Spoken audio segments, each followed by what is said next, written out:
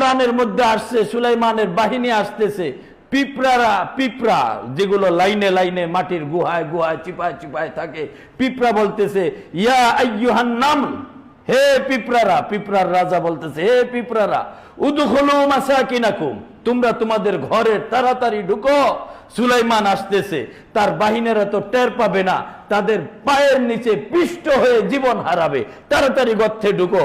সুলাইমান আলাইহিস সালাতু ওয়াস সালাম এটা শুনে ফেললেন, ফাতাবাসসামা যাহিকা, তিনি মুস্কি হাসলেন, দাঁত দেখা যায় না, ঠোঁট বাঁকা, মুস্কি হাসলেন পিঁপড়ার কথা শুনে। পিঁপড়ার কথা দুনিয়ার কোন বাদশা শুনছে? রাজত্ব কারে বলে, কত প্রকার কি কি, ক্ষমতা কাকে বলে, কত প্রকার কি কি, এগুলো ওলামায়ে কেরামকে শিখাতে হবে না, মুমিনকে শিখাতে হবে না, কারণ মুমিন জানে সর্বময় ক্ষমতার মালিক আল্লাহ।